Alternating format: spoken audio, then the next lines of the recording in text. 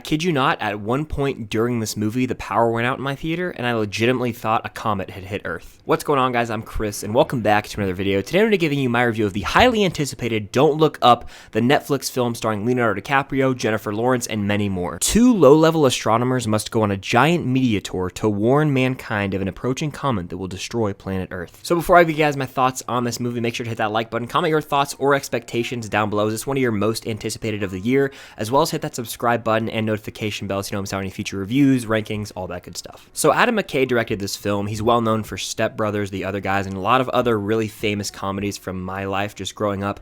But he's started to veer into more of this drama comedy hybrid lately, dramedies if you will, with movies like The Big Short and of course Vice. And I was not a fan of Vice at all, so I really was skeptical going into this because I love the cast, but the movie just, I didn't know about the premise. And I'm happy to say this movie won me over with Adam McKay and dramedies. It's one of my favorite movies of the year, and it's a must-watch movie. Adam McKay's distinct directorial style is something that takes a lot of getting used to, especially in the movie Vice. It kind of shined through in a negative way there.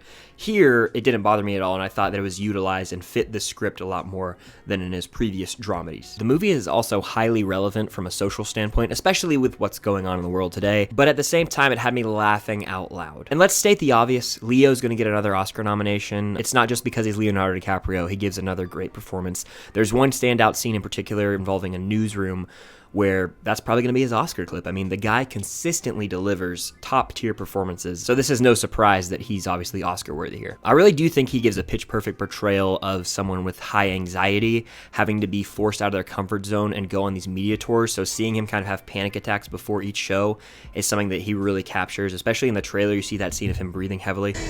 It obviously is comedic at times, but it is effective. And the fact that this is a world-ending situation really adds to his stress, and I feel like that gives Leo a lot to play with this character. And the one standout scene that I did mention, it showcases some of Leonardo DiCaprio's yell acting, that's what I call it, because I feel like he has one outburst in every single movie that just shows how great of an actor he is. I love Leo's yell acting. I need more of that in my life. He's definitely the standout performance among the group, but Jennifer Lawrence also crushes it in this movie. As opposed to Leo's character, who's very high stress, she's a lot more on the laid back side of things, but she's brilliant at the same time, sort of carefree in a way, and it's really nice to see them two go on this media tour because they play off of each other very well. Her character is also someone who stands firm in their beliefs and is not afraid to question authority no matter what. I'm not sure if she's going to get nominated for an Oscar, but it would be cool to see. Putting political affiliations aside, I feel like this movie does a really great job of showing how people in power are really callous and they don't really care about other people. They just care about themselves and maintaining their status of power. And as unfortunate as it is, this movie is way more relevant than it should be because, again,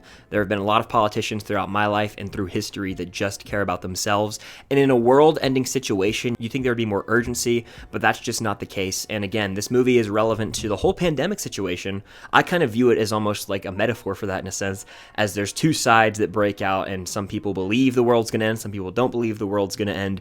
It really does lend itself to some comedy. And I feel like the embodiment of what's wrong with politicians today is portrayed directly through Jonah Hill's character, who was really laugh out loud funny at times. Like, he's probably the funniest character in the movie, but it's just because he's such an ass. Mass hysteria among the population occurs during this movie as everyone finds out they have like 6 months left on their lives. So this really does make it darkly comedic in a way, but it also is emotionally touching and really allows for the movie to touch on ideas of how you want to live your life with such limited time left. I found it to be really heartfelt, especially in the third act of the movie.